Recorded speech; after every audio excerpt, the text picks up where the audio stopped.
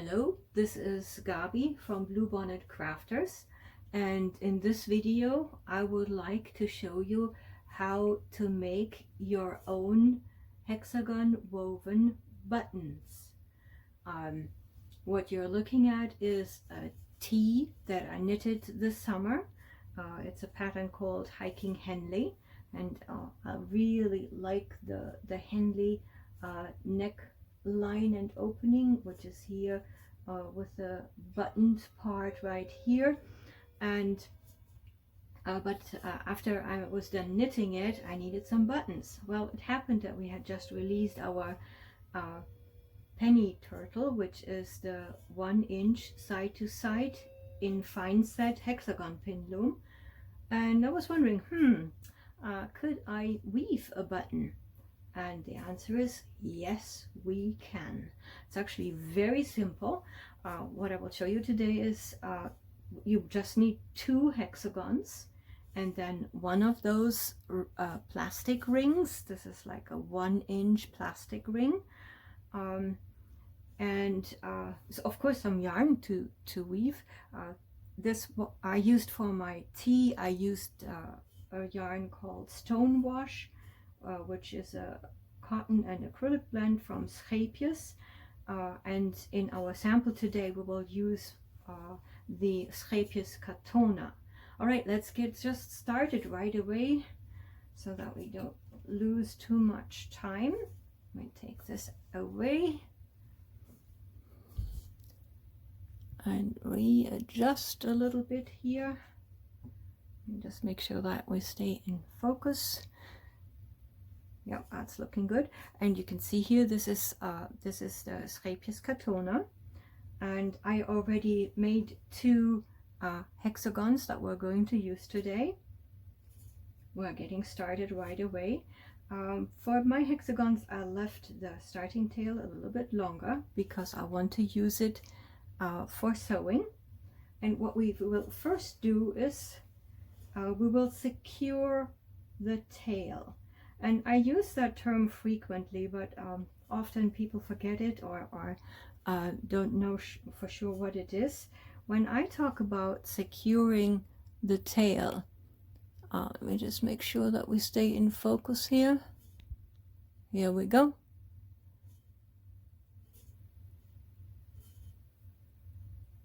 Okay, that should do the job, hopefully. When I talk about securing the tail, you can see here, this is the starting tail, and it goes over this little bow here, okay? And so to secure it, what would happen is if we would not secure it and pull it, we will put just a whole hexagon together, which of course we don't want to do. So what we are going to do is we will secure the thread. What you need to do is just go around the outermost part of the hexagon and then pierce the thread that you are working with. Can you see this? Okay, and then you just pull it through, and what this does, it makes a little knot, and now if you pull, it will stay in place. Okay, so do this for both hexagons, and I show you again on this one here how it goes.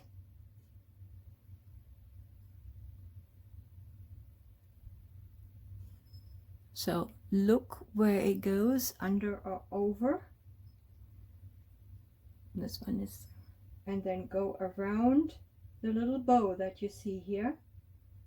I'll turn it around, go around the bow, and then pierce the thread that you are working with. Okay, pull it through, and that will tighten it. Now it can't run away, okay? You can't pull in. All right, let's put the 2 together. You can sew them together any way you want. I have found out that it's actually quite convenient if you put the 2 starting threads on top of each other. Let me just move this a little bit aside so that we stay in focus. So so put the 2 starting threads that you just secured on top of each other, and then we just start sewing.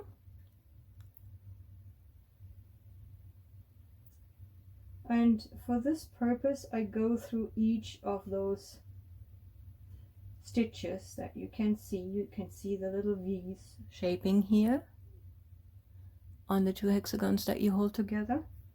So, and I just sew through each of them. But pretty much, you know, these hexagons in general are so forgiving. So you can pretty much just sew, not show, any way you want. If you have another tail, just flip it over. We'll deal with it later. And then on this side, you just fetch those little half circles.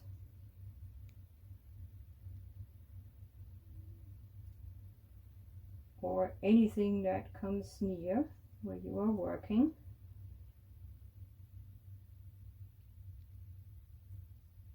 And you do this for 4 sides. So there's nothing special you need to do otherwise. So you just sew around 4 sides, or as long as your yarn allows you to.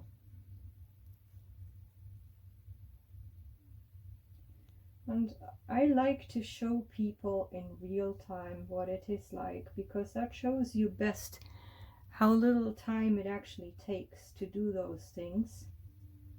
And there's really just no nonsense, nothing made up, nothing covered. What you see is what you get. So I have gone for 4 sides, and there are 2 sides left open. That's important because we need those 2 sides open to slide in the ring. And now we can just move this thread that we just used, sew it into the button, and if you want, you can clip off the tail so that we don't have too many flimsies running around here. Okay. And now just grab one of those plastic rings. Again, these are 1-inch plastic rings. And I got mine at Hobby Lobby, but you can get them at Joann Fabrics or pretty much any craft store. They are quite common for a lot of button making supplies or crafting and sewing supplies too. So they are pretty common and not very expensive. So open up and slide this in, and since this is a 1-inch ring in a 1-inch hexagon, it might look a little bit tight, but that's what you want. That's exactly what you want. Okay, so now take the other starting tail that you secured before, and now we use that one to close the remaining 2 sides. And it's the same name of the game, just whip stitch around those 2 remaining, or along those 2 remaining sides. Again, there's one more end tail, and you can sew in those other tails before you sew the hexagons together. I'm just a little bit lazy, and to me this is the least effort way to take care of the tails, but you can do it any way you feel like it. Okay, we're all around, so I just secure it one more time, and then again I just stitch all across somewhere and then clip it off. That will be good enough, so you don't have to go back and forth or what have you. All right, and so now we take care of the other 2 tails that are remaining, and those I just go across and clip. Completely sufficient, because you know, they don't have to do or hold a lot. They have to just pretty much cover the button. So whatever you do will be fine. Very, very forgiving method. All right. And one more clip. And that's it. All right, this one. And here's your button. All right. What do you think? So the cartona is a little bit light. It does not completely cover it, but it also, when it's washable, and when you wash it, it closes up a little bit. So don't be too concerned. All right, and now a button needs a way to attach it to the fabric. What do? We need a shank, or basically we need a means to attach it to the fabric. So what you do is you take a piece of the thread, about 10 inches or a little bit more, whatever you feel comfortable with, and thread it through your needle. And I'll show you here what we're going to do on the sample button. So what we will do is we will go through the button, and I'll just move this aside. So we will sew through the button and then make a little cross stitch. I'm not sure if you can see this, but there's a little cross stitch here in the center, and on the other side we will make a shank, and we will use the two ends to actually attach the button to whatever we want to attach it to. So that's what we're going to do. Let's take a look at how we are doing this. Here's our handy dandy thread, and here's our handy dandy button. So the first part, and I will show this sideways so that you can see what I'm doing. The first part is I will poke with the needle just right through the center. Can you see this? So right through the center and just all the way through. And I'm holding it like this now. So this will be the bottom of my button, and this will be the top. We're looking at the top now, and it comes out pretty much in the center, but on the top I want it a little bit off-centered. So I go a little bit off here. Hope you can see this. Wiggle, wiggle. Okay, so a little bit off-centered, and just pull it through. I'll show you now on this side, because we will leave a tail, about a third of the thread or whatever you have. So this is plenty. Okay, this is the whole thing. This is plenty. All right, now we're looking back at the top, and we're a little bit off-centered. And now what we will do is I count in either direction toward over. We will cover with the cross stitch, we will cover the center. So here from this side, I started at the top right. I will go 2 to the left, 1, 2, and 2 down, 1, 2, and from there go back to the bottom. Okay, at the bottom I want to make sure that I don't come out through the same hole as the starting thread. There should be like at least one thread in between, so close to the center but not through the same hole. Let me see if you can see this. Okay, and that's good. Whatever is good, it's the bottom, remember? All right, now we go back up, like go over one thread any direction, and we go back up, and now we come out 2 down and 2 over from the stitch that we just have made, because remember we want to make a cross stitch, and then we finish our cross stitch. So 2 over and 2 up, and go back, 2 over, 2 up, sorry again, 2 over and 2 up, 2 go down. Okay, so I'll just pull this down here to show you that this will complete our cross stitch. You see it? Okay, and at the bottom again, just make sure that you don't come out the same hole, but other than that it's perfectly fine. All right, now you can take out the needle. You're done with it. And if your threads are too long, you can cut them a little bit, but not too much. I have plenty, so I will just cut a little bit off, so because I want to show you the next step. All right, so that's our bottom. If you button, if you just want to attach it to fabric very closely, you can just sew it or tie it on right now.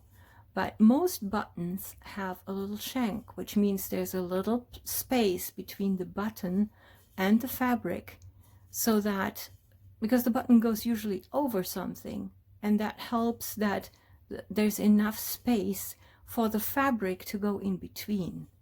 So I will show you how to make a shank, and it's like totally easy. Let me see if we can zoom in a little bit, because now I want to show you this on the table.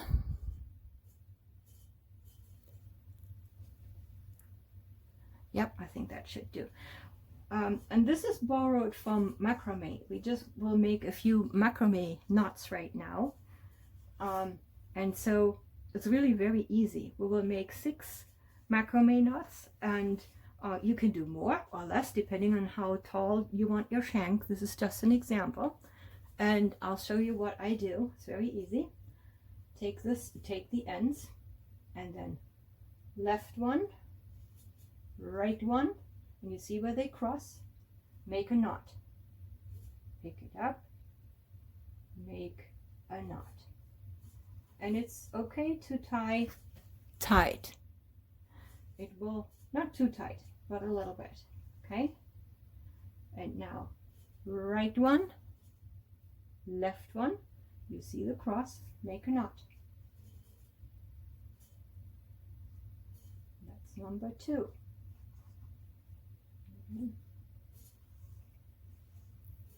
And just repeat, left, right,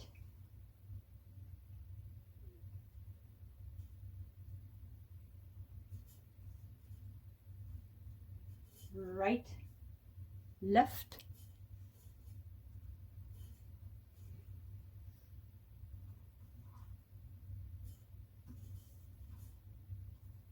left, right,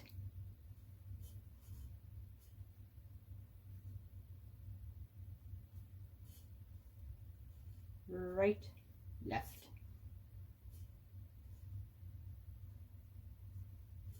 If you lose track, not a problem at all, because all you really want is some sturdy knots. You see the shank here? Hope you can see it. So, and this is super sturdy based on the yarn and also the knots. So you actually get a button that will really work very well. If you have on your front the cross stitch call.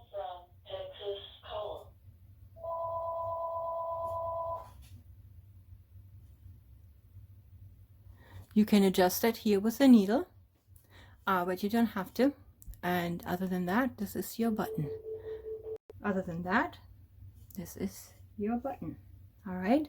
So now I will show you, you're probably wondering what these 2 tails here are for. And this is like for Gabi's very lazy button attachment procedure.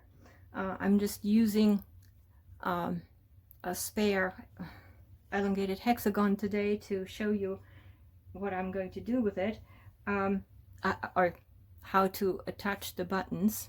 So what we will do is the button will go here, and we will go through the fabric and just make a knot. Let me show you quickly what I mean. So anywhere here on our fabric, this can be woven, but it can also be sewn or whatever have you. And then all you need to do is pull through one of the tails,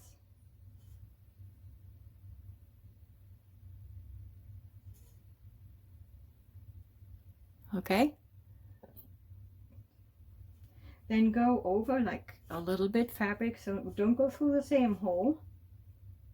Makes it sturdier if you go a little bit off. Pull through the second tail like this, okay? So now you have the button on the top. Now you can see the shank too. And we pull through the two tails, not through the same hole. And now we just make a button or two, a knot or two. Sorry, too many buttons. So make a knot.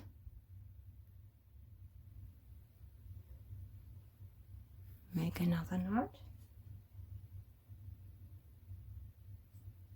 Okay.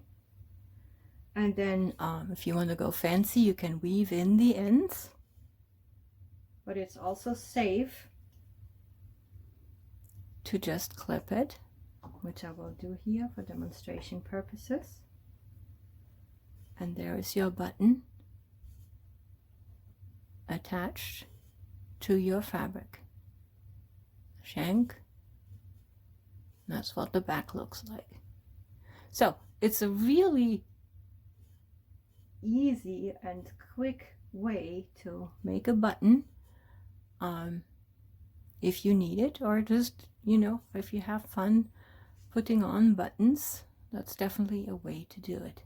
So that's our super simple button right here. But you don't have to stop there. You've probably seen before this button. You can also, some of you have seen this before. This is a little turtle that I embroidered on a penny button, on a penny hexagon, and I just turned it, I sewed it to a button that I had made for sampling. And so you can beautifully decorate your buttons with embroidery.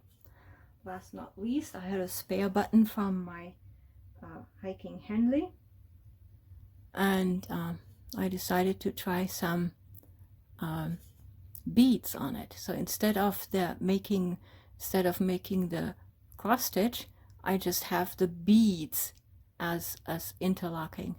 So, which actually looks quite pretty. So your imagination is the limit as what you do with your buttons, and give it a try. I hope you enjoy it as much as I do. It's a lot of fun, and it's very functional and practical. So enjoy, and that's it for today. Thank you. Bye-bye.